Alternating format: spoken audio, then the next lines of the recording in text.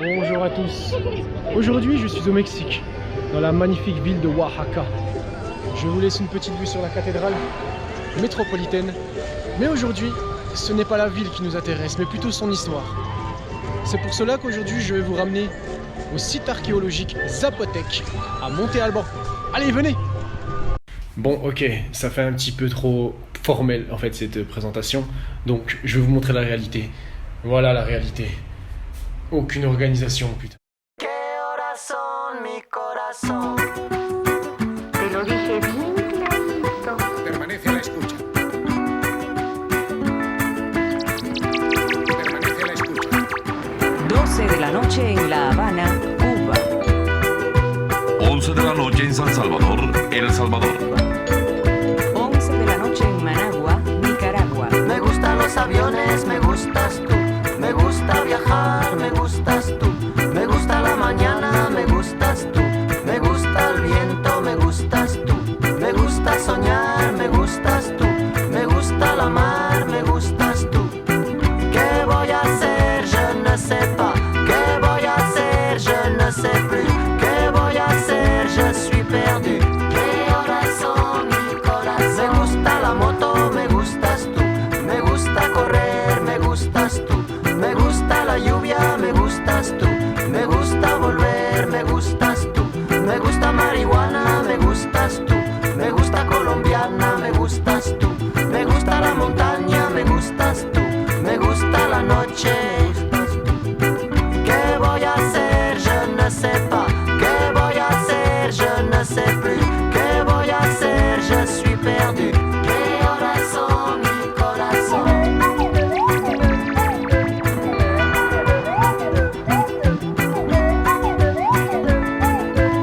12, un minuto. Me gusta la cena, me gustas tú. Me gusta la vecina, me gustas tú. Radio Me Reloj. gusta su cocina, me 1 gustas de la tú. mañana. Me gusta camelar, me gustas tú. Me gusta la guitarra, me gustas tú. Me gusta el reggae, me gustas tú. ¿Qué voy a hacer? Je ne sais pas.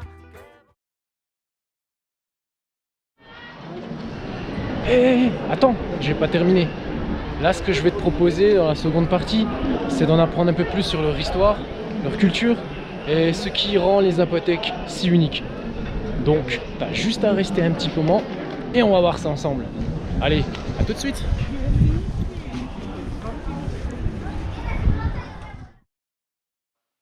Les Zapotèques trouvent leur origine dans la vallée de Oaxaca, à environ 200 km au sud de Mexico. C'est une cité précolombienne indigène qui s'est développée il y a au moins 2500 ans.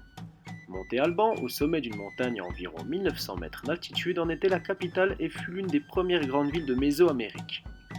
Tous les historiens et archéologues ne sont pas unanimes, mais on peut plus ou moins distinguer la civilisation zapotèque en 3 périodes.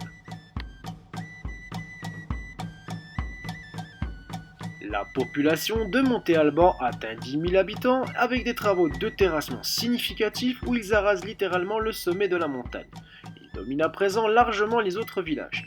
C'est à cette période que les céramiques caractéristiques de cette culture apparaissent et nous dévoilent une certaine influence avec les Mayas contemporains de l'époque. Le culte des morts se développe avec des sépultures complexes. Les Zapotèques portaient un grand intérêt pour leurs ancêtres et avaient l'habitude d'enterrer tous les membres de leur famille ensemble. Ils avaient comme coutume de chanter, danser et manger sur les tombes de leurs défunts afin de leur rendre hommage. Cette tradition qui a donné naissance au fameux Dia de Muertos ou Jour des Morts qui est encore célébré de nos jours au Mexique, à ne pas confondre avec Halloween ou Samhain de son nom d'origine, qui est une fête païenne gaélique importée par les Irlandais au XVIIIe siècle. Samhain marquant la fin des moissons est plutôt vu comme un nouvel an chez les Celtes. Enfin bref, petite parenthèse, on retourne à nos Zapotèques. Ils ont mis au point un calendrier et un système d'écriture logosyllabique qui utilisait des glyphes, un symbole représentant une syllabe. Est-ce que ça vous dit quelque chose? C'est un rébus, exactement. Ce système d'écriture est l'un des candidats parmi les premiers systèmes d'écriture de Mésoamérique. Nous rentrons dans l'âge d'or de la civilisation zapotèque qui donne lieu à des constructions de monuments encore présents sur le site de Monte Alban. C'est ce que nous avons vu en première partie de cette vidéo. La société devient théocratique, certains rois deviennent même des dieux vivants et le dieu de la pluie Koshiro est vénéré de tous. Il y a d'autres dieux importants comme Kozobi ou Kokiche.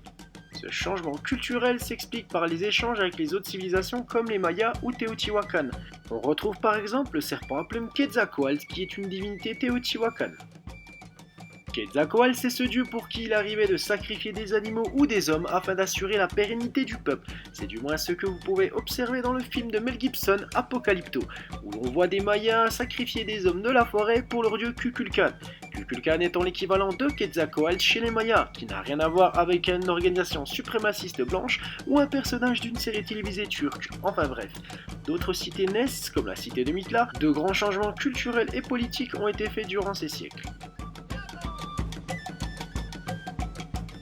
Le site de Monte Alban semble être progressivement abandonné en raison, c'est une hypothèse, de la rareté du bois et de l'épuisement des terres. Mais il y a également l'expansion de la civilisation mixtèque, voisin de l'ouest, qui se retrouve persécuté par la montée en puissance des peuples de la vallée de Mexico, les Toltecs ou encore les Aztèques. Cela ne signifie pas que les Zapotèques ont disparu, ils se sont métissés, divisés et ont simplement perdu de leur influence dans la région. Afin de ne pas vous perdre, je vais éviter de vous parler des Mixtèques qui méritent un podcast complet, mais disons que ce sont deux peuples plutôt proches culturellement qui se sont assimilés, alliés par le mariage entre rois. Les Mixtèques étaient également les meilleurs candidats pour bâtir et entretenir la réputation de bâtisseurs, sculpteurs de nos amis zapotèques. D'ailleurs, ils reviennent à Monte Alban après 3 siècles d'abandon pour venir enterrer leur roi, considérant être les descendants ou les successeurs des Zapotèques. Loin de moi l'idée de vouloir diaboliser les belliqueux aztèques, mais la dernière bataille entre aztèques et zapotèques a eu lieu sous le règne du roi Ahuitzotl. Au moment de la conquête espagnole du Mexique, quand arriva la nouvelle que les aztèques avaient été défaits par les Espagnols, le roi Cosirhuesa ordonna à son peuple de ne pas affronter les Espagnols afin d'éviter le même sort. Ils ne furent vaincus par les Espagnols qu'après plusieurs campagnes entre 1522 et 1527. La suite, je pense qu'on la connaît tous. Je ne vais pas m'étaler là-dessus puisque ça ne concerne plus les Zapotèques. Voilà, c'est terminé. J'espère que vous aurez bien apprécié. En tout cas, je suis actuellement dans la magnifique cascade de la Chiflane. Et j'attends vos retours pour vous donner un maximum d'informations, de voyages et d'histoires. Et voilà, j'ai l'air bien malin, sous l'émotion de la cascade, j'ai même pas su faire une bonne conclusion. Donc je vais me contenter de vous remercier de votre lecture, et je vous dis à bientôt pour toujours plus d'histoires.